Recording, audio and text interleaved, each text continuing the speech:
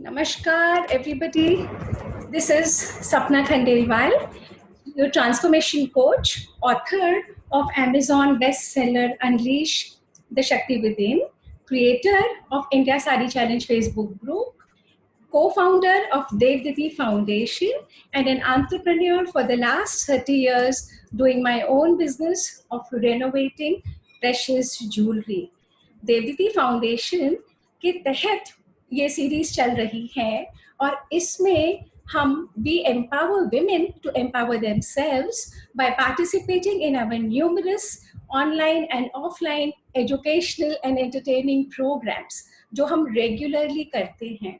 Devditi foundation हर वर्ग की, हर तबके की और हर उम्र की महिला का सशक्तिकरण करने में मजबूत अपने आप को करने के लिए एक प्लेटफॉर्म प्रोवाइड करती है और विमेन का सेल्फ एस्टीम और कॉन्फिडेंस बढ़ाने में सहयोग देती है. देवदीति फाउंडेशन ह्यूमैनिटेरियन बैंक के भी बहुत सारे एक्टिविटीज करती है और बहुत सारे चीज़ों को कलेक्ट करके जहाँ ज़रूरत है वहाँ ज़रूरतमंदों को पहुँचाती है. इस कोविड-19 के माहौल में देवदीति फाउंडेशन 1.5 लाख रुपए इकट्ठा करके देने में कामयाब हुई और हम पर्सनल ट्रांसफॉर्मेशन सीरीज चला रहे हैं. बहुत जल्द आज की सेशन 48 है, बहुत जल्द 50 सेशंस हो जाएंगे और हम एक बहुत स्पेशल सेशन लेके आप सभी के लिए आ रहे हैं. और आज का हमारा सेशन है What you should know about Vedas and Upanishad. ऐसा क्या है जो हम नहीं जानते और जिसको जानने से हमारा जीवन बदल सकता है? ऐसा क्या है जो हम करें और हमें हमारे ही संस्कृति, हमारी ही सभ्यता के बारे में जब पता लगे तो हम गर्व से भर जाएं, हम इतने गौरवान्वित हो, हम समझ जाएं, अपने आप को इंफीरियर ना फील करें और अपने आप को शक्तिशाली महसूस करने में और महसूस बनने में कामयाब हो जाएं. तो चलिए आज का सेशन शुरू करते हैं कि what are Vedas and Upanishad and what we should know about them. है ना, हमें जितनी मेरी स्टडी हुई है पिछले, अच्छा मैं थोड़ा सा अपना बैकग्राउंड बता देती हूँ. मैं पिछले 26-27 सालों से वेद, उपनिषद और भगवद गीता का साइंटिफिक स्टडी कर रही हूँ, अध्ययन कर रही हूँ अंडर में गुरु दीप्ति जी. तो ये वाला सेशन दीप्ति जी के नाम, उनको नमन, और जो कुछ उनसे मिला है आप लोगों तक पहुँचाने का प्रयास कर रही हूँ, निमित्त बन रही हूँ आज, है ना. तो वेद, जब हम बात करते हैं कि वेद हैं क्या, वेद और उपनिषद हैं क्या, एक सेकेंड मैं जो लोगों को एडमिट कर रही हूँ.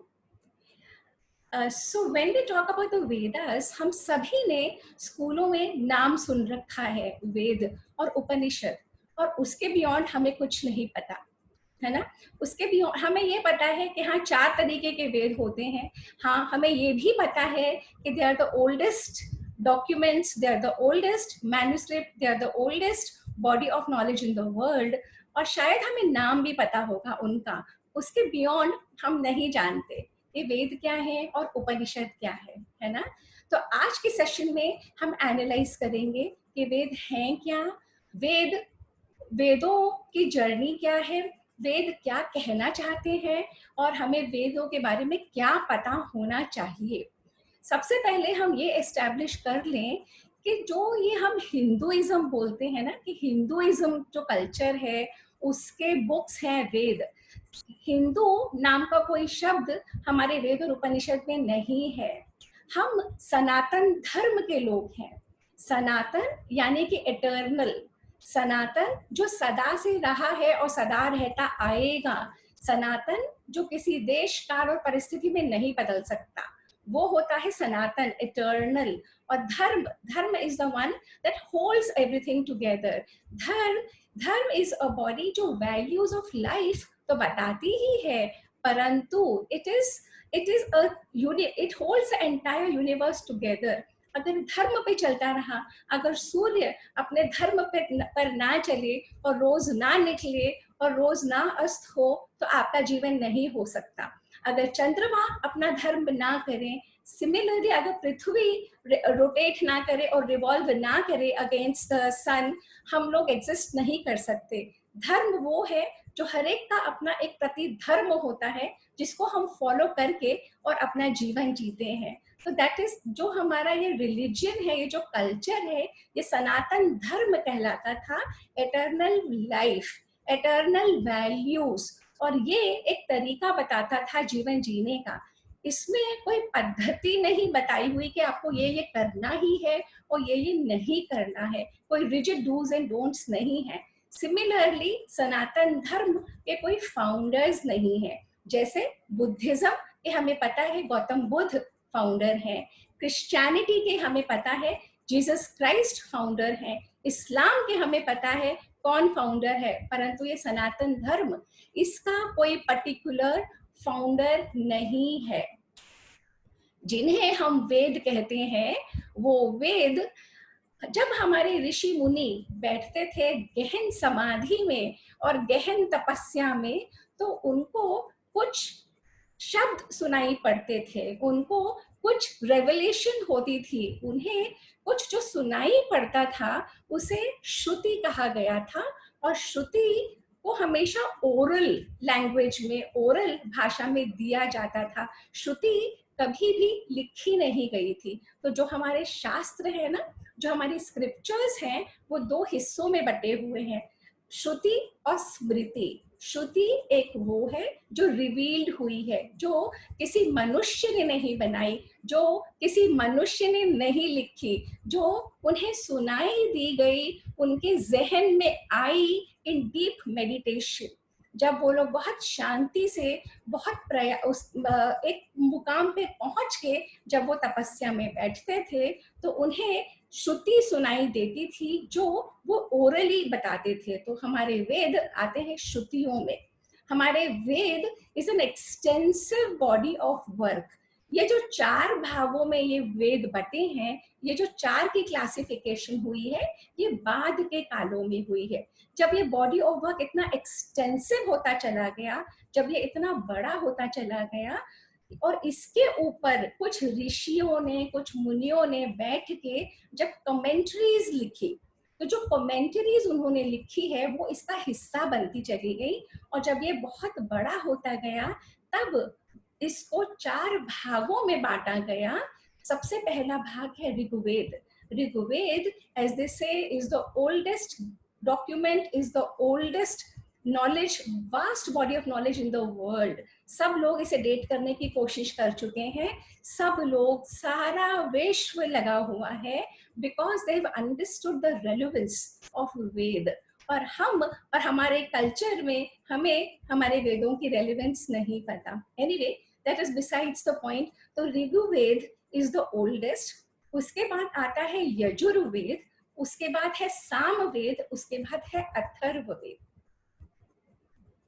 और ये तो हम सभी को पता ही है, this is not a rocket science that I am talking about, है ना।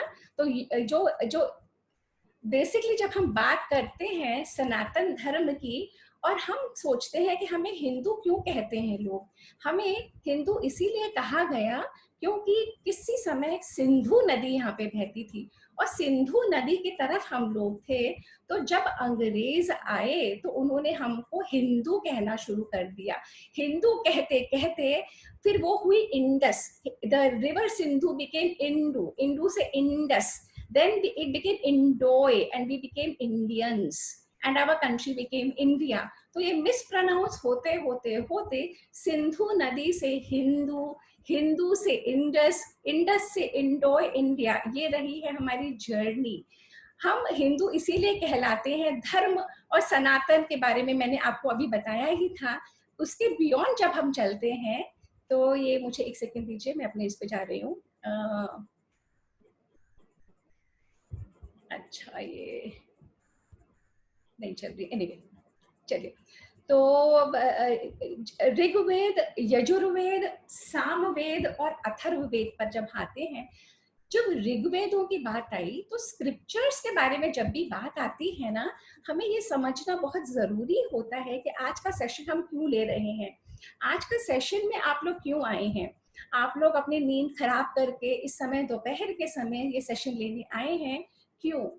जब भी हमें हमारे रिलीजन्स के बारे में कुछ भी पता करना होता है, किसी भी धर्म के बारे में, तो हम क्या कर सकते हैं? या तो हम ऋषि मुनि महात्मा के पास जाते हैं, वो पहला पड़ाव है, या दूसरा हम उस धर्म की बुक्स को उठा के पढ़ सकते हैं, या तीसरा हम उन ऋषियों की जीवनी पढ़ सकते हैं। तो स्क्रिप्चर्स एक बहुत अहम भूमिका निभाते हैं आपको अपने आप से जोड़ने के लिए। जब से एंशियंट मैन पैदा हुआ, उसने अपने आप को एक शरीर में पाया, उसने अपने आप को शरीर में पाया, और जब देखा तो वहां पे it was him and it was the world. अब उस इंसान को ये नहीं पता था कि वो कैसे जिए, क्या करे, पर उसे ये पता था कि तत्व जो है, जो बहुत भारी भी हो सकते हैं, अगर वायु बहुत तेज चलती है तो वो ढंग से जी नहीं सकता, अगर सूर्य नहीं निकलता है तो वो जी नहीं सकता, अगर जल नहीं है और धरती नहीं है तो उसकी लाइफ नहीं है। जब उसे समझ में आ गया कि ये जो 5 तत्व हैं, इन्हीं के ऊपर उनका जीवन बेस्ड है, तो उसने इनके प्रति श्रद्धा दिखाने की कोशिश करी, इनके प्रति आदर सम्मान दिखाने की कोशिश करी, और बहुत उसके मन से आउट ऑफ ग्रेटिट्यूड दुआएं निकली, जो हिम्स बने और जो हमारे मंत्र बने। तो जो ऋग्वेद है, ऋग्वेद में सारी जो 5 तत्व हैं उनके प्रति प्रेज है, उनके प्रति आदर सम्मान दर्शाया हुआ है। क्यों? क्योंकि वो इंसान समझ चुका था इनके बिना जीवन नहीं है। जैसे कि हम आज लॉकडाउन में बैठे हैं और हम समझ चुके हैं कोरोना के पीरियड में कि बहुत कुछ है, जो एक छोटा सा वायरस ने हमारा जीवन अस्त व्यस्त कर दिया। तो जो इंसान है वो अकेला कभी नहीं जी सकता, वो जो इंसान है वो सभी का प्रोडक्ट है, और अगर ये जो बाहर के तत्व हैं ये ठीक से नहीं बैठते तो इंसान का जीवन नहीं हो सकता। अभी हाल में ही 2-4 दिन पहले आपने देखा था कैसे टिड्डियां, लोकस्ट, किस तरीके से लोकस्ट स्वॉर्म्स आए और पूरा दहशत में डाल गए। जयपुर का था ना वो विवरण देखा था। कल दिल्ली में सब कह रहे थे कि लोकस्ट का अटैक होने वाला है। तो मनुष्य उस समय से जानता था कि अगर ये 5 तत्व ठीक नहीं रहेंगे तो वो जीवन जी नहीं सकता ठीक से। इसीलिए वो उनकी पूजा भी करता था, इनकी प्रार्थना करता था, इनकी अर्चना करता था, और इसीलिए ऋग्वेद में सारे इनके लिए हिम्स लिखे हुए हैं। इसके बाद हम आते हैं यजुर्वेद के ऊपर। Yajurveda is the Veda of action. जिस तरीके से सारे मंत्रों को ऋग्वेद में बताया गया था, यजुर्वेद में उसी तरीके से क्या क्या करना चाहिए, किस तरीके की यज्ञ की ऑल्टर होना चाहिए, कितने ब्रिक्स लगने चाहिए, किस डायरेक्शन में आपको चलना चाहिए, किस हाथ से अर्पण करना चाहिए, क्या आपके अंदर की बॉडी में होना चाहिए और क्या आपके बाहर होना चाहिए, कि सामंजस्य बैठ सके। क्योंकि जो हमारा पुरातन पुरुष आदमी थे वो समझ गए थे कि इन तत्वों के बिना वो कुछ भी नहीं है, तो उसने सब कुछ ऐसा किया कि इन देवताओं को प्रसन्न करके वो अपना जीवन ठीक से जी सके। क्यों? क्योंकि वो समझ गया था कि इनके साथ सामंजस्य बैठा के ही वो जीवन जी सकता है, इनको विरोध में करके, इनसे अलग चल के वो जीवन नहीं जी सकता। जैसे हम अब समझ रहे हैं, हमने पृथ्वी के ऊपर बहुत सारे पिछले 30 इयर्स में हमने बहुत डिस्ट्रक्शन मचाई है। ह्यूमन काइंड ने इतना तहस नहस मचाया है टेक्नोलॉजी के माध्यम से, इस होड़ के माध्यम से, कि और धन कमा लें और पैसा कमा लें, कुछ और हासिल कर लें। हम लोगों ने फॉरेस्ट को खत्म कर दिया, हम लोगों ने जीव जंतुओं को खत्म कर दिया, हम लोगों ने एयर पोल्यूशन कर दी, हम लोगों ने, इसमें हम सब शामिल हैं। हम लोगों ने जब इस तरीका का डिस्ट्रैक्शन किया तो अब देखिए कोरोना आपके सामने है ना।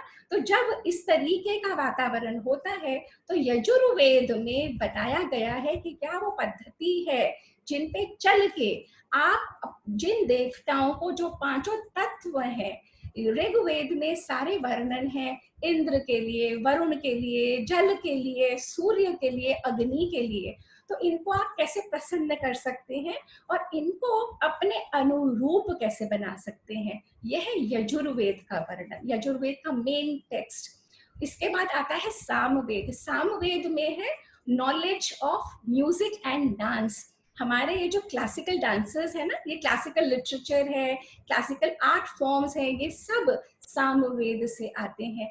जो यजुर्वेद के जो मंत्र हैं, इसको सामवेद में मेलेडी दी गई है। इनको शास्त्रों के गायन, शास्त्रों का नृत्य किस तरीके का होता है, किस तरीके का होना चाहिए, क्या क्या चीजें होनी चाहिए, ये सब सामवेद में आता है। और अथर्ववेद में है the knowledge of science, the knowledge of magic. So if you go through all the Vedas, you get a completely holistic view. Okay, अब मैं आती हूँ कि ये वेदों का अरेंजमेंट किस तरीके का है। हर वेद, ये 4 वेद हैं, हर वेद 4 तरीके से कंपाइल्ड है।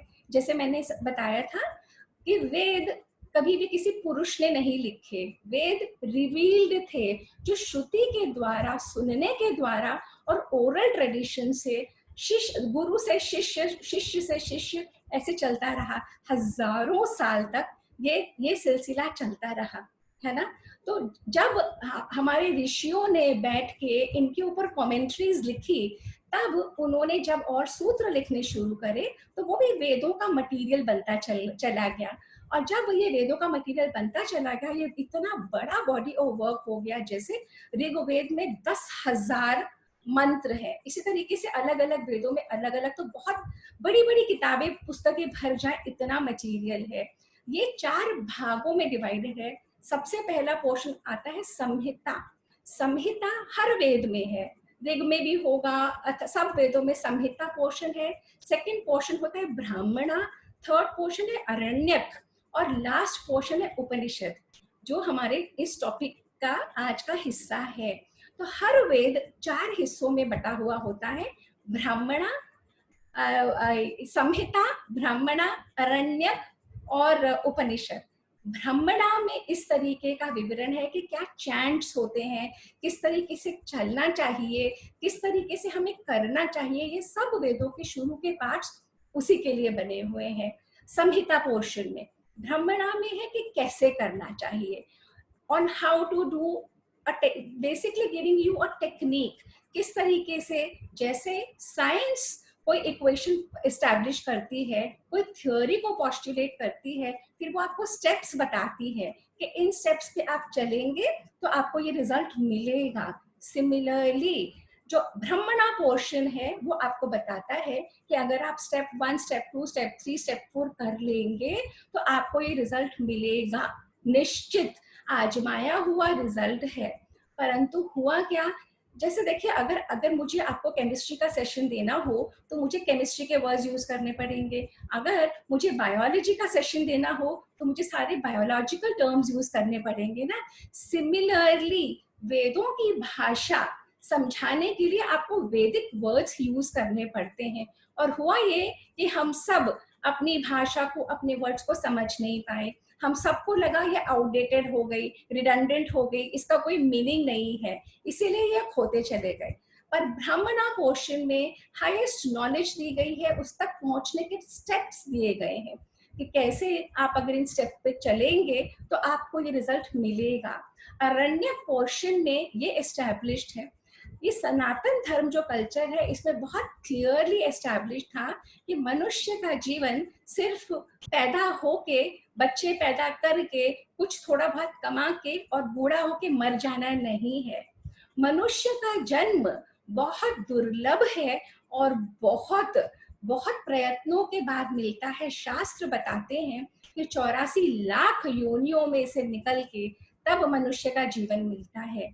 तो अरण्य पोषण वो है जब एक मनुष्य समझ जाता था कि अब वानप्रस्थ का स्टेज आ गया है, ये जो सब कुछ है जो उसने यहाँ पे हासिल किया, ना तो वो लेके आया था और ना वो लेके जाएगा, ये यहीं का यहीं रहने वाला है। तो वो अपनी डायरेक्शन ऑफ लाइफ को बदल के और मेडिटेशन में और तपस्या में बदल देता था।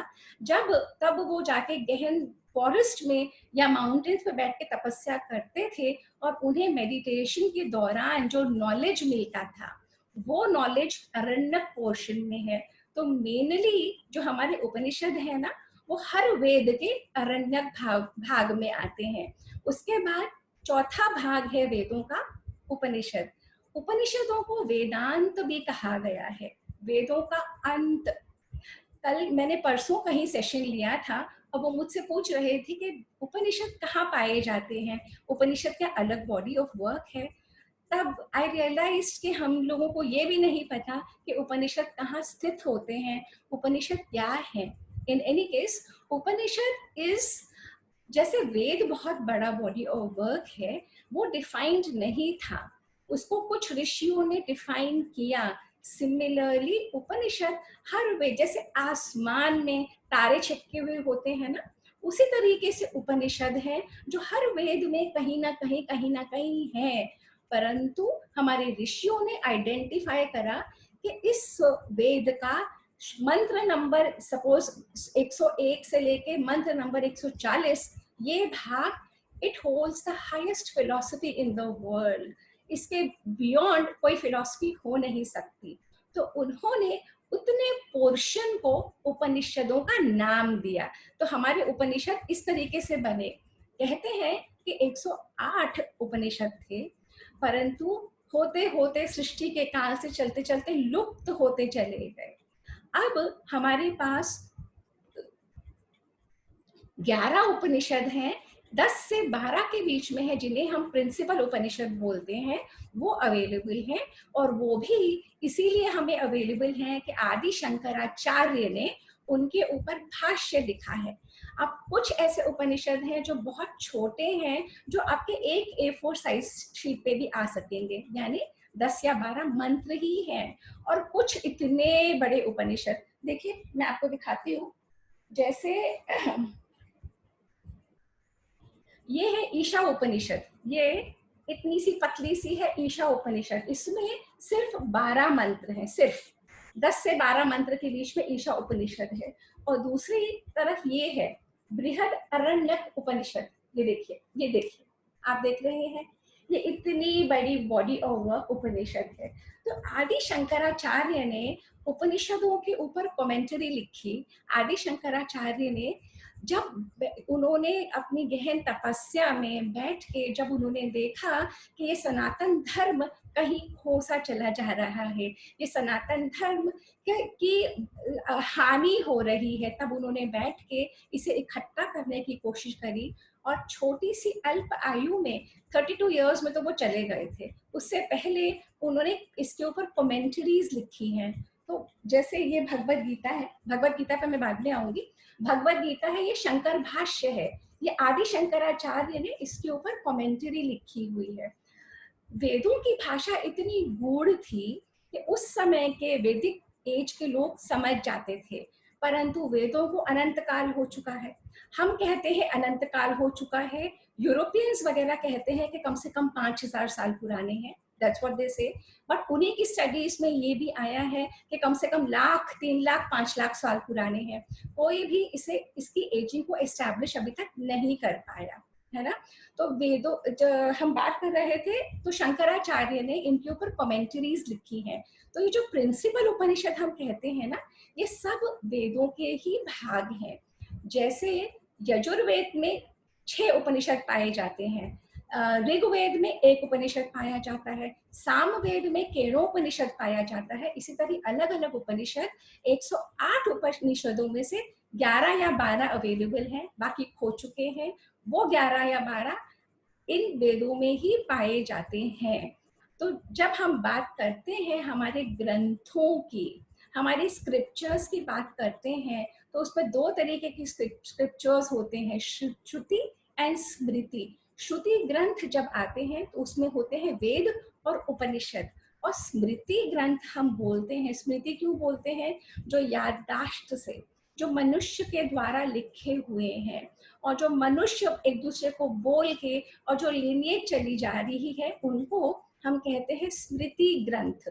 स्मृति ग्रंथ वो हैं जिन्हें हम पुराण कहते हैं, जिन्हें हम उपवेद, इसी तरह वेदों, पहले हम वेद की बात खत्म कर लेते हैं। वेदों में ही के ही पोर्शन है उपवेद, जिन्हें हम ज्योतिष कहते हैं, या जिन्हें हम कहते हैं वास्तुशास्त्र, या जिन्हें ये सारे उपवेदों में आते हैं, उपवेदों का हिस्सा है। उपवेदों में धनुर्वेद आता है, उपवेदों में आयुर्वेद आता है, उपवेदों में गंधर्व वेद आता है, उपवेदों में शिल्प वेद आता है। तो वेद हमारे जो बॉडी ऑफ सिर्फ हाईएस्ट नॉलेज के ही नहीं थे, परंतु ये एक जीवन जीने का तरीका बताते थे। तो उसी में हर तरीके की साइंस इन वेदों में है, परंतु वो लोग नहीं बचे जो उसको आइडेंटिफाई करें। जैसे सागर में डूब के मोती निकालने वाला चाहिए, सिमिलरली इन वेदों में जाके, इन वेदों में घुस के, इसमें से आइडेंटिफाई करके और वो मोती निकाल के और जो अपना जीवन बदल सके, उस शैली पे चल सके, वो लाइफ सक्सेसफुल हो जाती है। हुआ क्या कि हमारी कंट्री में लॉन्ग इन्वेजन रहे, पिछले 1000 सालों से तो हम इन्वेडेड ही रहे हैं, कोई ना कोई हमारा रूलर बनता रहा है, अंग्रेजों के पहले मुगल्स, मुगल से पहले कोई और। तो जब इतना लंबा इन्वेजन का पीरियड आ जाता है, तो एक जो एक देश होता है, जो एक कंट्री होती है, उसके ऊपर जब अलग अलग रूलर्स आते चले जाते हैं, और कोई उसको यहाँ घुमाता है और कोई उसको वहां घुमाता है, तो आप स्वयं अपने आप पे भरोसा नहीं रख पाते। आप अपने ही शास्त्रों से, आप अपने ही कल्चर से दूर होते चले जाते हैं। और ये सब बहुत ज्यादा हुआ अंग्रेजों के आने से। उससे पहले तो जितने भी रूलर्स हमारे देश में आए, वो बहुत कुछ हमारे साथ एसिमिलेट होते चले गए। हम उतना नहीं कभी भी बदल पाए थे जितना ये 150-200 साल अंग्रेजों के रूल ने हमें बदल दिया। क्यों? क्योंकि उन्होंने हमारी सोच, हमारी थिंकिंग, हमारा कपड़े पहनने का तरीका, हमारा व्यवहार का तरीका, हमें अपनी इंटरनल सोच पे इस कदर उन्होंने हमको रूल करा कि सब कुछ जो हमें लगता था हमारा अपना, वो सब कुछ को हम बहुत खराब समझने लगे। अपने आप को हम ओल्ड फैशन समझने लगे, अपने आप को हम रिडंडेंट समझने लगे, और हम इतने वेस्टर्नाइज होते चले गए। और ये एक बहुत सोची समझी हुई उनकी तरकीब थी। एक छोटा सा मुट्ठी भर का देश इतने करोड़ों लोगों के ऊपर राज कर पाया, वो भी इतनी दूर से, क्योंकि वो बहुत सोची समझी हुई प्रणाली के तहत चल रहे थे। जब वहां के मकौले आए यहाँ पे, यहाँ का एजुकेशन, वो एजुकेशन सेक्रेटरी होते थे वहां पे, एजुकेशन का सिस्टम आइडेंटिफाई करने के लिए, तब उन्हें पता लग गया था कि यहाँ पे हर गांव में, एवरी विलेज हैड इट्स पाठशाला, हर जगह स्कूल्स थे, हर जगह। और हमारी शिक्षा की पद्धति बहुत स्ट्रॉन्ग थी, चली आ रही थी वो वैदिक काल से, पर गुरु शिष्य की परंपरा बहुत स्ट्रॉन्ग थी। और जिस तरीके के वेद बताते हैं, 4 आश्रम थे, ब्रह्मचर्य, गृहस्थाश्रम, वानप्रस्थ और संन्यास्त, और सारे सारे गांव और पूरा हिंदुस्तान उसी पद्धति पे चलता था मेजरली। जब मकौले यहाँ पे आए, और चाहे हम अपने अलग अलग रूलर्स के अंडर थे, परंतु रूलर्स भी बहुत अच्छे, इन द सेंस प्रजा का ध्यान रखने वाले थे, बहुत ज्यादा टैक्स नहीं करते थे। तभी हमारे देश में इतने आर्ट, इतना कल्चर, इतनी संस्कृति, इतने शास्त्रीय गान में, नृत्य में, हर चीज में हम लोग पराकाष्ठा पे थे। जब यहाँ पे इतने स्कूल्स थे, इतनी पाठशालाएं थी हर जगह, तब इंग्लैंड में मुट्ठी भर स्कूल थे और सिर्फ रईसों के बच्चे पढ़ते थे, और वहां पे शिक्षा का कोई सिस्टम नहीं था। जब मकौले ने अपने यहाँ के पेपर्स वहां पे प्रेजेंट करे, तब ये पाया गया कि अगर हिंदुस्तान को रूल करना है, तो हिंदुस्तानियों को बताना होगा कि तुम्हारा सब कुछ प्रिमिटिव है, तुम्हारा सब कुछ सुपरस्टिशन है, तुम्हारा सब कुछ भी नहीं है, तुम अपने आप को रूल नहीं कर पाते, हजारों साल से लोग तुम पे आके रूल करते हैं, तुम्हारा कोई अस्तित्व नहीं है, तुम्हारा कोई कल्चर नहीं है, तुम लोग तो बंदरों को पूछते हो, तुम लोग तो हाथियों को पूछते हो, तुम लोग तो सांपों को पूछते हो, तुम लोग सूरज और तारों को देखते हो, और ना जाने कितने भगवान है तुम लोगों के यहाँ, तुम्हारा सब कुछ खराब। धीरे धीरे धीरे वो हमारे मनों में भरता चला गया। जब हम अपने ही और उन्होंने रातों रात संस्कृत को खत्म कर दिया और एक एक्ट ले आए where they made English compulsory. जब उन्होंने इंग्लिश कंपलसरी करी और रातों रात वो जो आप सोचिए कि अगर हमारे बच्चों को स्कूलों में कहा जाए कि कल से no English and no Hindi, तो आप सोचिए कि हमारे बच्चे किस हाल में घर आएंगे और हम क्या सोचेंगे, हमारा क्या होगा। रातों रात अगर हमारी कोई भाषा बदल दे, तो वो ही अंग्रेजों ने करा, एक एजुकेशन एक्ट लाके रातों रात इंग्लिश खत्म कर दी और फिर संस्कृत खत्म कर दी, हम पे इंग्लिश थोप दी गई। अपने तरीके से पैंट्स पहनना, अपने तरीके से कपड़े पहनना, उन्होंने इस तरीके का माहौल बना दिया कि हम सब अंग्रेजों को वहां देखें और हम सब अपने आप को यहाँ देखें और एकदम प्रिमिटिव समझे, हम अपने ही जड़ों से हिल जाएं। जब पूरी पॉपुलेशन अपने ही जड़ों से हिल जाती है ना, तो इसी तरीके का माहौल पैदा होता है जो आज हो रहा है। हमें हमारे पेरेंट्स नहीं बता पाए क्योंकि उन्हें ही नहीं पता था, उनको उनके पेरेंट्स नहीं बता पाए।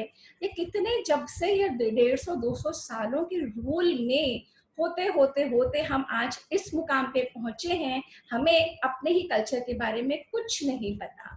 क्यों? क्योंकि हमें ये सिखाया नहीं गया, हमें ये बताया नहीं गया। सेक्युलर नाम देके एजुकेशन का हमें अपने ही कल्चर से दूर रखा गया।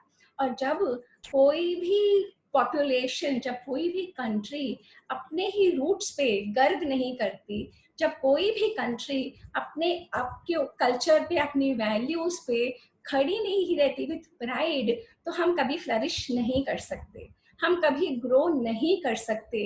इसीलिए बहुत ज़रूरी है अपने ही कल्चर के बारे में हमें पता होना। और फिर गलती रही हम लोगों की, जैसे हम लोगों ने बहुत कुछ और सीखा जो हमारे माँ बाप नहीं भी चाहते थे, तो हम अगर कोशिश करते तो हम अपने देश की सभ्यता और संस्कृति के बारे में रिसर्च करके, सीख के, समझ के और अपने बच्चों को सिखा सकते थे, परंतु हमने भी वो नहीं करा। पर अब वो समय आ गया है जब हमें बैक टू आवर रूट्स जाना पड़ेगा। बैक टू आवर रूट्स जब हम जाएंगे तो हम समझेंगे कि मनुष्य प्रकृति के बिना कुछ भी नहीं है। मनुष्य प्रकृति को साथ में रख के ही चल सकता है। एक छोटा सा वायरस ने हम सबको 3 महीने से, 2.5 महीने तो हुई, जो कि 2 महीने हो गए, मैं घर में बैठा दिया और ना जाने कितना समय और। एक छोटे से वायरस ने पूरा जीवन हमारा तहस नहस कर दिया। और तब जब हम इन चीजों से पार कब पाएंगे, जब हम अपनी जड़ों से जुड़ेंगे और जब हम समझेंगे। तो हमने बात करी श्रुति की जो सुनी गई थी, हमने बात करी स्मृति की जिसमें अलग अलग ग्रंथ आते हैं, फिर हम बात करते हैं इतिहास की। इतिहास में आते हैं दो, रामायण और महाभारत। रामायण और महाभारत हमारे देश की हिस्ट्री है। हमें अंग्रेज बता के चले गए ये माइथोलॉजी है, ये कुछ नहीं है, ये सुनी सुनाई बातें हैं, अंधविश्वास है, सुपरस्टिशन है। परंतु हमारे वेद बताते हैं, हमारे स्क्रिप्चर्स बताते हैं कि इतिहास है, ये इतिहास है। हम अब भी, अगर हम आज भी जाएंगे, हमें रामायण से कनेक्टेड जगह मिलती है। हम पंचवटी नासिक में स्थित है, अयोध्या है, जनकपुरी है, सारे लोकेशंस हैं। अभी भी राम की पूरी वंशावली है, अभी भी लिनिएज ऑफ पीपल है जो राम को अपना फोर फादर मानते हैं। सिमिलरली महाभारत हमें बताया गया कि सब झूठ है, नहीं है, ये माइथोलॉजी है, ये आपकी सुनी सुनाई बातें हैं, परंतु माइथोलॉजी है। माइथोलॉजी रियल माइथोलॉजी नहीं है, इतिहास है। अभी भी पानीपत है, अभी भी कुरुक्षेत्र है, अभी भी सब कुछ है। अगर हम थोड़े से पेन्स लें और समझना चाहें तो अब हमें देखिए, कनॉट प्लेस जाने के दिल्ली में 10 रास्ते हैं, आप कोई भी अपना सकते हैं और कनॉट प्लेस पहुंच सकते हैं। सिमिलरली सनातन धर्म ने ये एस्टैब्लिश करा था कि आप में और उस परम ब्रह्म में कोई भी फर्क नहीं है।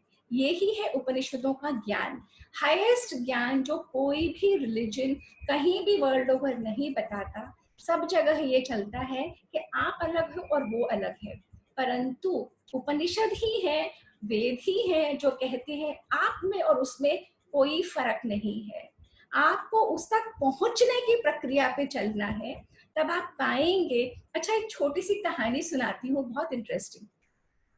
भगवान ना बोर हो रहे थे, तो भगवान ने सोचा मैं क्या करूं, क्योंकि भगवान तो एक ही है, सर्वत्र सर्वव्यापी। वो बोर हो रहे थे, तो उन्होंने कहा कि मैं क्या करूं। तो उन्होंने कहा अच्छा चलो मैं कुछ लीला करता हूँ। तो उन्होंने अपने ही जैसे और कई सारे बना दिए।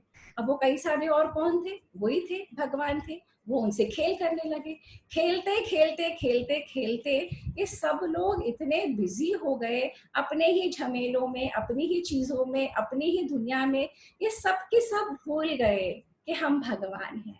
और भगवान यहाँ पे बैठे कहते हैं देखो, मैंने तो इन लोगों को अपने खेल के लिए बनाया, अपना मन लगाने के लिए बनाया, और ये लोग तो न जाने किस उलझन में चले गए। यही हुआ है कुछ हम मनुष्यों के साथ। हम सब वही हैं, हम सब उसके ही हैं, परंतु हम सब भूल गए हैं। और ये जो जर्नी है तत्त्वम असि, अहम ब्रह्मास्मि, जो उपनिषदों के महावाक्य हैं, वो 4 महावाक्य हैं। अहम ब्रह्मास्मि, तत्त्वम असि, प्रज्ञानम ब्रह्म, अयम आत्मा ब्रह्म, जो इस तरीके के जो उच्चारण करते हैं वो बताते हैं कि तुम में और उसमें कोई फर्क नहीं है। ये उपनिषदों का हाईएस्ट ज्ञान है। ये उपनिषदों का ज्ञान, श्रुति और स्मृति का ज्ञान, वो दोनों को कंबाइन करने के लिए जो ये टेक्स्ट बनी है वो है भगवद गीता। भगवद गीता की बात जब करते हैं, एक बात और मैं समझाना चाहती हूँ जो बहुत लोगों को क्लियर नहीं होता, कि श्रीमद् भागवत पुराण है और भगवद गीता, ये 2 अलग चीजें हैं। श्रीमद् भागवत पुराण में विष्णु जी के जन अवतार हैं, अलग अलग अलग अवतार। और भगवद गीता एक भगवद गीता की स्थिति कहाँ पे है? भगवद गीता महाभारत 24-25 हजार श्लोकों की बहुत बड़ी बॉडी ऑफ वर्क में एक छोटे से चैप्टर भीष्म पर्व के अंदर भगवद गीता है 701 श्लोकों की। सिर्फ और सिर्फ 701 श्लोक हैं भगवद गीता में। और श्री कृष्ण ने ये युद्ध भूमि के ऊपर, युद्ध भूमि में जहाँ पे एक तरफ कौरव थे एक तरफ पांडव थे, वहां पे श्री कृष्ण ने जब अर्जुन की स्थिति देखी कि अर्जुन सब कुछ छोड़ के और अब समर्पण करके और बिल्कुल बैठ गया है और कुछ करना नहीं चाहता, तब श्री कृष्ण ने अर्जुन को उस समय भगवद गीता का ज्ञान दिया था। भगवद गीता ना तो श्रुति है और ना स्मृति है, परंतु दोनों के बीच का एक तार है। सारे उपनिषदों और वेदों का सार है। और ये एक तरीका बताती है, एक पद्धति बताती है जिन पे चल के मनुष्य का विचार, मनुष्य का व्यवहार और मनुष्य की बोली कैसे होनी चाहिए। अगर आप इस शरीर से कहीं जाना चाहते हैं, कुछ हासिल करना चाहते हैं, कुछ पाना चाहते हैं, और सिर्फ ऐसे ही पैदा होके मर नहीं जाना चाहते, कुछ करना चाहते हैं, तो आपको जिस समाज में आप रहते हैं उन सबसे तालमेल बिठाना पड़ता है। जैसे उस पुराने पुरुष को इस संसार से, इस प्रकृति से तालमेल बैठाना पड़ा, उसी तरीके से आज के मनुष्य को जो समाज में रहता है हर एक से तालमेल बैठाना पड़ता है। चाहे वो उसका छोटा सा घर हो जहाँ पे कुछ लोग होते हैं, चाहे वो उसकी ऑर्गेनाइजेशन हो, चाहे वो बड़ा वर्ल्ड हो। जिस भी स्टेज में मनुष्य अपने आप को पाता है या जिस भी स्टेज में मनुष्य पहुंचना चाहता है, उसे हर एक से तालमेल बैठाना पड़ेगा। तो तालमेल बैठाने का, अब इस लॉकडाउन के पीरियड में सब इतने परेशान हैं। इस लॉकडाउन के पीरियड में सबको समझ नहीं आ रहा कि कैसे अपने घर वालों को संभालें, इस लॉकडाउन के पीरियड में जो जो सब उसके अपने थे सब उसके सर पे बैठे हुए हैं और सब लोग बहुत परेशान हैं। तो इस समय विचार, वाणी और व्यवहार का जो तरीका है, किस तरीके से करना चाहिए, वो भगवत गीता में बताया गया है। शास्त्र वो होते हैं जो हर समय और हर काल में स्थित होते हैं, सच्चे होते हैं।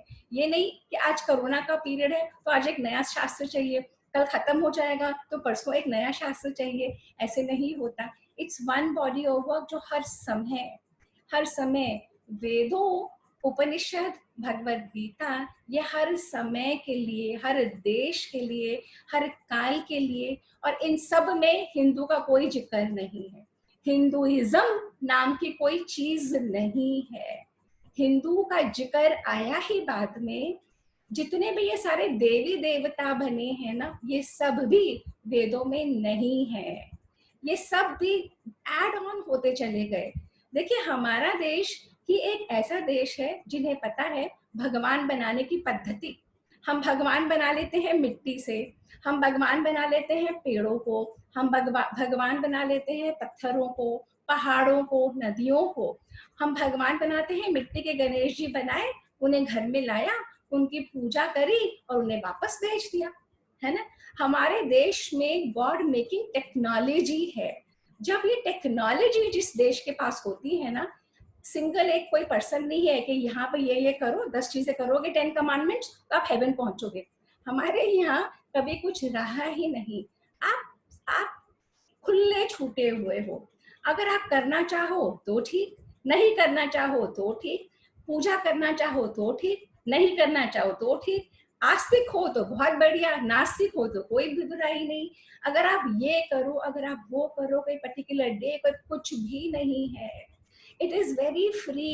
एक ही घर में रह के कोई विष्णु की पूजा कर सकता है, कोई शिव की कर सकता है, कोई सिख बन सकता है, कोई कुछ फॉलो कर सकता है। ये सनातन धर्म ही वो कल्चर है जिससे जैनिज्म निकला, जिससे सिखिज्म निकला। गौतम बुद्ध भी यहीं के हैं।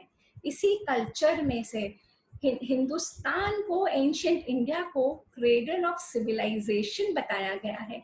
सब रिलीजन की धारा यहाँ से निकली, हम सबको अपने में समा लेते हैं। जब ये पारसी आए थे ना, कहते हैं कि ये पारसियों की शिप सूरत में लैंड करी, और पारसियों को जब वहां के राजा ने अंदर आने से मना करा और उन्होंने भेजा, एक लोटा भेजा जिसमें दूध नकाना ऊपर तक भरा हुआ था। तो कहते हैं कि पारसियों ने ना उसमें चीनी डाल के वापस भेज दी कि जैसे दूध में चीनी रहती है, वैसे हम भी आपके साथ इस देश में रहना चाहते हैं। तो तब पारसियों को हमारे ही देश ने स्वीकारा। यहूदियों को, ज्यूज को जब हर जगह उन लोगों के साथ वो डिस्ट्रक्शन हो रहा था, तब हमारा देश था। क्यों? और हमने उनको ये नहीं कहा, हमने पारसियों को ये नहीं कहा कि आप हमारे जैसे बनो, हमने जूस को नहीं कहा कि आप हमारे जैसे बनो। हमारे कल्चर में बहुत क्लियरली एस्टैब्लिश था। हर एक का तरीका अलग अलग, पर है सब एक। मेरे हाथ की पांचों उंगलियां अलग अलग, पर है एक। हमें सबको बहुत क्लियरली पता था। और जब अगर कोई नेशन, कोई कल्चर इस तरीके की पद्धति पे चलता है, और जो नेचर लवर हो, जो प्रकृति से प्यार करता हो, जो प्रकृति को डिस्ट्रॉय नहीं करता, जो विनाश नहीं करता प्रकृति का, वो ही सक्सेसफुल हो सकता है लॉन्ग रन में। और अगर हम अपनी सभ्यता और अपनी संस्कृति से नहीं जुड़ेंगे और अपने ऊपर गर्व नहीं करेंगे, अपने शास्त्रों के ऊपर और अपनी चीजों पे, और गर्व कैसे करेंगे? पेन्स लेके। जिस तरीके के हमने बीए एमए की पढ़ाई करी, उसी तरीके से आजकल सब कुछ अवेलेबल है। ऑनलाइन जाके आप कोई भी टेक्स्ट को अगर आप करें, आप उस पर पढ़ने की कोशिश करें, आप समझने की कोशिश करें, लेक्चर सीरीज चलती है, बहुत कुछ ऐसा होता है, पर करने वाला चाहिए। अपनी चीजों पे खरा उतरने के लिए, जैसे कि सागर में मोती अगर निकालने हो तो जाने वाला चाहिए, उसके अंदर डुबकी मार के निकालने वाला चाहिए। और वो धृति किसको लानी पड़ेगी? आपको। जीवन किसका? आपका। करना किसको होगा? आपको। तो यही हमारे लेक्चर सीरीज का हमेशा रहा है। जब विवेकानंद यहाँ से गए थे हिंदुस्तान से अमेरिका 1890s में, तब उन्होंने कहा था कि हमारा देश हाईएस्ट हाईएस्ट उसके ऊपर था, परंतु हम सिर्फ हाई करते रह गए। हमने उसको पकड़ा नहीं, हमने उन चीजों पे चला नहीं, हमने अपने अंदर से वो शक्ति नहीं उजागर करी कि अपने ही चीजों को, अपनी ही धरोहर को हम समझें, और हम समझें, हम अपनाएं, उस जीवन जीने की शैली पे चलें और अपने बच्चों को वो दें। और अगर हम ये सब नहीं करेंगे तो पॉइंट ए और पॉइंट बी के बीच में हमारा जीवन है, और बहुत जल्दी चुटकी बजाते बजाते जीवन खत्म, और फिर हम सोचते हैं क्या हासिल करा और क्या पाया, और पता लगा हाथ पल्ले कुछ नहीं आया। अभी भी समय नहीं बिगड़ा, अपने देश की सभ्यता और संस्कृति के बारे में जानिए, समझिए। बहुत कुछ अवेलेबल है, ऑनलाइन क्लासेस होती हैं, टूल्स बहुत सारे हैं, करने वाला चाहिए। अपनी ही सभ्यता पर, अपनी संस्कृति पे गर्व करिए, उसे समझिए, और वो समझ के जब हम जीवन जीते हैं सशक्ति से, तब एक उत्साह और उमंग हमारे अंदर होता है।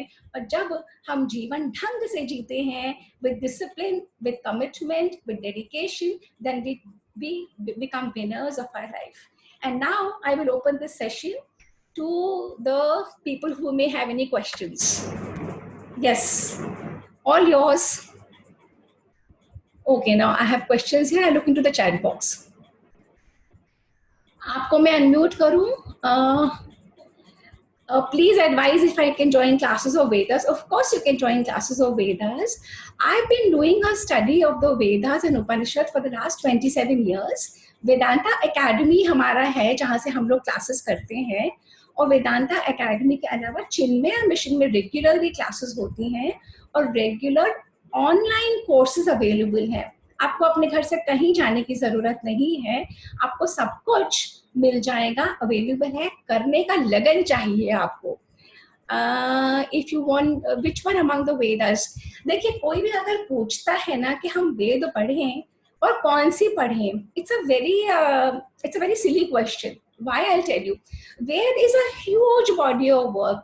अगर आप पढ़ना भी चाहोगे ना, आप कभी नहीं पढ़ सकते। और वेद बटा हुआ है ज्ञान कांड में और कर्म कांड में। कर्म कांड का आप करोगे क्या? आपको पुरोहित बनना है। अगर आपको पुरोहित बनना है और आपको अलग अलग यजमानों के अलग अलग रिचुअल्स करने हैं, जो आपको पता है जो ऋग्वेद के जो मंत्र हैं, अभी भी हजारों साल के बाद हमारी विवाह जो पद्धति होती है, विवाह संस्कार में ऋग्वेद के ही मंत्र बोले जाते हैं। तो अगर आप पुरोहित बनना चाहते हो तो आप वेद पढ़ो। उस दृष्टि से अगर आप अपने धर्म को, अगर आप अपने रिलीजन को समझने के लिए करना चाहते हो, आप उपनिषदों का अध्ययन करो। और उससे बेटर मैं सबको ये समझाना, always I tell my everyone, जो मेरी टीचर्स ने हमें कहा था कि भगवद गीता का अध्ययन करना शुरू करो। भगवद गीता एक ऐसा शास्त्र है जिसमें श्री कृष्ण ने स्वयं, भगवान ने बताया है किस तरीके से हमारा आचरण होना चाहिए, हमारा विचार, वाणी, व्यवहार कैसा होना चाहिए। ज्ञान योग से और कर्म योग से और भक्ति योग से हम क्या क्या हासिल कर सकते हैं और कैसे, है ना। So I am just taking your questions. Okay, so it's mainly about very informative session से। देखिए कोई भी इंफॉर्मेशन, कोई भी नॉलेज सुनना हमें अच्छा लगता है, परंतु जीवन में कोई चेंज नहीं आता अगर आप उसे अपने अंदर उतार के और ग्रहण करके उस पर चले नहीं। सेशंस इन्यूमरेबल है, आप अटेंड करते चले जाएं, एक के बाद कुछ भी जीवन में नहीं बदलेगा। पता लगा कि 2019 जैसा था, 2020 भी आपका वैसा ही निकल गया और 2021 भी वैसा ही निकल जाएगा। तो करना क्या होगा? डिसीजन लेके उस चीज पे चलना होगा। अगर सपोज आज आप इस सेशन से ये समझ जाएं कि हमारे शास्त्र हमें पढ़ना कितना जरूरी है, तो कल की सुबह या आज शाम को आपको आइडेंटिफाई कर लेना चाहिए कि आप कौन सा शास्त्र पढ़ना चाहते हैं और वो कैसे पढ़ेंगे। नहीं तो आज का सेशन भी वन ऑफ द सेशंस हो जाएगा। 48 हो चुके, आज का 48 है, कुछ और हो जाएंगे। आपके जीवन में कोई बदलाव नहीं आएगा। बदलाव तब आएगा जब आप करोगे। सिर्फ सुनने मात्र से कुछ नहीं होता, परंतु सुनना फर्स्ट स्टेप है। जब तक हम जानेंगे नहीं, समझेंगे नहीं कि हमारी धरोहर क्या है, हमारे स्क्रिप्चर्स क्या हैं, तो हम आगे कैसे बढ़ेंगे ना। अच्छा, please unmute me. Okay, unmuting you. Actually Anju, the thing is I don't have any co-hosts today, but I'm unmuting you. Can you unmute yourself? Anju, can you unmute yourself? Are you able to? पहले मैं करती हूँ तुमको, रुको, मेरे को दिख नहीं रही हो तुम। दिख गई। हाँ जी अंजू, आई अनम्यूटेड यू। नहीं हो रही। हाँ Anju, I unmuted you, go ahead please. Ri, agar thanks you very much. I was just waiting for this session really because I want to start with the Vedas. But मैं confuse हूँ कि कौन सा वेदा हमारे लिए आजकल की परिस्थितियों में, और जो थोड़ा सा जिसमें इंटरेस्ट भी क्रिएट हो, तो किस चीज से स्टार्ट करें हम। हाँ, तो मैंने अभी बता दिया इसका आंसर। अंजू, वेदों को नहीं पढ़ सकते, वेदों को पढ़ने आप पढ़ भी नहीं सकते। जो हम पढ़ते हैं वो हम वेदांत की स्टडी करते हैं। तो वेदांत में उपनिषद आता है और भगवत गीता आती है, विवेक चूड़ामणि आते हैं, और ये अलग अलग शास्त्र आते हैं इसमें, है ना। तो आप कोई ऐसे क्लासेस आइडेंटिफाई कर सकती हैं।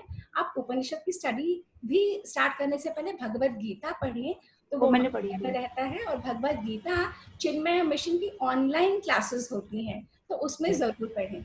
मतलब यू सजेस्ट चिन्मय मिशन और वेदांता एकेडमी, राइट? हाँ, चिन्मय मिशन, वेदांता एकेडमी। और ये तो है ही, जो रेगुलर चिन्मय मिशन का कोर्स बहुत स्ट्रक्चर्ड है। आप जब जाएंगी, उसके ऊपर ऑनलाइन करेंगी, तो आपको सिस्टमैटिकली स्टेप बाय स्टेप, और आप घर बैठ के एग्जाम्स भी दे सकती हो। और एग्जाम्स किसके लिए? खुद के लिए, किसी और के लिए तो है नहीं। जो हम पढ़ रहे हैं हमारे ही लिए है ना, किसी और के लिए नहीं। तो करिए, और अगर आप इस पे चलेंगी, और तब आप देखोगे कि आपके बच्चों में और आपके घर में कितना चेंज। क्यों? क्योंकि जब आप में चेंज आने लग जाता है ना, वातावरण वैसे ही बदल जाता है। अच्छा, Gita Nayyar also wants to know. Geeta, you have a question? I'm unmuting you. Give me a second. I'm very happy my father is attending this class, the session today. Thank you, Daddy. I will unmute you after some time. It's nice now that you see your father attending a session. Geeta Nair, I'm trying to unmute you. I'm unable to find you, Geeta. Okay, yeah. Yes, Geeta, please go ahead. No, one second.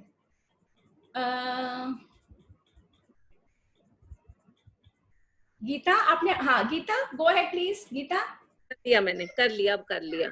हाँ जी, अब beautiful. मैं पता थोड़े दिनों से I was thinking on this subject only कि भाई I want to read Vedas. Then I read in your Devditi ki you are going to give a talk on this, so it's so nice. But अब वही join करने के लिए चिन्मय उसमें join करना पड़, we should join. You should go on the Chinmaya website, and once you go on the website, चिन्मय में बहुत अलग अलग टॉपिक्स पे बहुत सारे लेक्चर सीरीज चल रही होती है। चिन्मय मिशन लोधी गार्डन्स में है। पहले तो हम वहां जाके फिजिकली बैठते थे, पर अब माहौल बदल गया है, तो आप ऑनलाइन करो। अलग अलग बहुत सारे टेक्स्ट है, पर शुरुआत के लिए I would always suggest Bhagavad Gita. So starting journey, see when I started 27 years ago, I started with Bhagavad Gita, and till date I am a student. 27 सालों से, क्योंकि ये इस तरीके का वर्क है कि आप जितना जाएंगे इसमें, जितना रस आपको आता चला जाएगा, उतना आपकी लाइफ बदलती चली जाएगी। तो यही होता है। तो आप भगवत गीता से शुरू करें, फिर जब आप उनके संपर्क में रहेंगे, आपको अलग अलग उपनिषद, अलग अलग चीजों की लेक्चर सीरीज शुरू होती दिखेगी।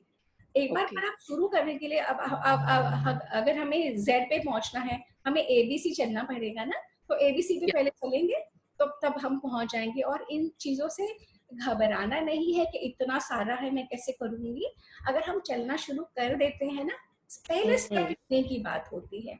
और पहला स्टेप तब होता है जब हम डिसीजन लेके और वो स्टेप ले लेते हैं। और जो लोग एक्शन नहीं लेते, मैं फिर दोहरा रही हूँ, उनके जीवन में कुछ नहीं बदले। ये सिर्फ एक और चीज है जो आप सुन लोगे और भूल जाओगे, अपने जीवन में चले जाओगे, और आपकी लाइफ में कोई चेंज नहीं आएगा। Yeah. ऐसे ही सेशंस अटेंड करते रह जाओगे.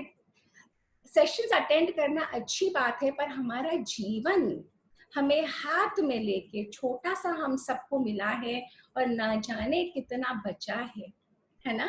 हमें किसी को नहीं पता. पॉइंट ए हम सबको पता था जब हम पैदा हुए, पॉइंट बी किसी को नहीं पता, है ना. जो हमें मिल जाए. Very good. अच्छा, अंजू कह रही है even my parents are attending. Thank you Anju, thank you so much. ये जो आपने अभी सेशन दिया है, is it, I went on YouTube. Yes, तो जैसे कल या परसों का योजना का सेशन मेरे से मिस हो गया था. we will be putting on YouTube, don't worry. But the sessions, yeah, we'll नहीं डालेंगे अभी. Sessions have been happening back to back. हमें इतना टाइम ही नहीं मिल पा रहा कि हम उस चीज को कर सके. अब मैं अंजू गोयल से करवाऊंगी. अंजू पंकज अब ये मेरा काम करेगी धीरे धीरे, है ना अंजू. अच्छा, मैं अपने फादर को एक मिनट लाती हूँ. It is a moment of great pride. मेरे फादर अटेंड कर रहे हैं और वो शायद चलेगा, वो डर गए कि मैं उनको ले आऊंगी. Very nice. Yeah. अच्छा, I am not able to see him. Okay. Anju, is your father here? Lavina कुछ कहना चाहती हो? एक मिनट कर रही हूँ unmute. Thank you so much. Really good. Really good. Most welcome Geeta, most welcome. Lavina मैं तुमको अनम्यूट कर रही हूँ. तुम्हें कुछ कहना है? अच्छा, daddy is here. Daddy, are you able to hear me? But I'm unable to unmute him. At times ना ये लेता नहीं है. लवीना तुम अनम्यूटेड हो. हाँ जी लवीना, कुछ कह रहे हो? मैं कह रही थी आपके डैडी हैं. मुझे दिख रहे थे, है अंकल. मुझे नहीं दिखे. चलो ठीक है, मैं उनको करती हूँ. ओके लवीना. डैडी आप अपने आप को अनम्यूट करेंगे? Daddy I'm trying to. Okay, you're already unmuted. Please go ahead, Daddy. Okay. I can't see you. I can't see anyone now. Okay, doesn't matter. आप बात करिए. You'll be able Well, to... anyhow, you know, it was really very, very informative, and my all the best wishes are with you. Thank you. It was really very interesting. Thank you, Daddy. Thank you. Keep it up. आपका video of हो गया है, daddy. अगर आप on करेंगे तो हो जाएगा. आप वीडियो ऑन करिए अपना. वीडियो आप ऑन नहीं कर पा रहे. आप करेंगे तो आपका वीडियो ऑन हो जाएगा. हो गया? अच्छा, चलिए कोई बात नहीं. Thank you for being on the session daddy. It's a moment of great pride when जब आपके फादर आते हैं आपके सेशन में. अच्छा डैडी, आप खुल गया आपका वीडियो. हाँ जी, अब आप म्यूट हो गए क्या? अब मैं अनम्यूट कर रही हूँ. Technology and it's. डैडी आप अपने आप को अनम्यूट करिए. शायद आपने आपको म्यूट करके वीडियो ऑन कर. हाँ, आप बोलिए daddy. I said it has been really very, very interesting, unbelievable. Keep it up, and thank you so much. All the best. Thank you. And to everybody. Okay. Thank you. आभा जी, मैं आपको unmute कर रही हूँ. आभा जी. Yes. हाँ जी आभा जी. Yes, thank you so much, Sapna. This was a topic after my heart. I don't know if you know it or not, because I'm also walking on the same path. So it was something I really wanted to attend, and thank you so much for highlighting so much of our history and culture, हमारी सभ्यता, हमारी संस्कृति, जो हम वाकई हर क्षण भूलते जा रहे हैं. तो हमें हम सबको मिलके उसे जोड़ के रखना है, हम सबको अटेम्प्ट करना है. तो आप बहुत अच्छा काम कर रही हैं. थैंक यू सो मच आभा जी. आप बड़ों का आशीर्वाद है और जो कुछ कर पाए, गुरुओं के जो निमित्त बन के बार बार हमारे शास्त्र बताते हैं, आप सिर्फ निमित्त हो. आपके थ्रू ये काम हो रहा है. अगर आप नहीं तो कोई और कर लेगा, है ना. तो जब हम निमित्त बनते चले जाते हैं और जब हम लार्जर सोचते हैं, और आज के सेशन से भी अगर हम कोई भी पॉइंट, टेक अवे पॉइंट ये है, अपने सभ्यता और संस्कृति पे हम गर्व करें. हम अपने विचार, वाणी और व्यवहार के ऊपर संयम रखें. हमारी बोली ऐसी हो जो दूसरों को मधुर लगे, दूसरों की प्रशंसा करे, दूसरों के चेहरे पे मुस्कुराहट लाए, और हमारे विचार हो हमसे अलहदा दूसरों के लिए, और हमारा व्यवहार सबको प्रसन्नता देने के लिए, है ना। इन्हीं शब्दों के साथ मैं सपना खंडेलवाल अपनी वाणी पे विराम देती हूँ, और कल का सेशन मत भूलिएगा। और सैटरडे का सेशन बहुत स्पेशल है, 50 सेशंस देवदीति फाउंडेशन के पर्सनल ट्रांसफॉर्मेशन सीरीज में कंप्लीट सैटरडे को हो रहे हैं। देखते देखते हम 50th सेशन पे पहुंच गए, तो सैटरडे को बहुत स्पेशल एक सेशन आपके लिए ला रहे हैं, और कल की स्पीकर भी बहुत गजब की हैं, और हर थर्सडेज को तो मैं हाजिर होती हूँ आपकी अपनी सपना। नमस्कार, थैंक यू एवरीबॉडी। आप लोगों के जीवन में सुख शांति समृद्धि रहे। Thank you very much.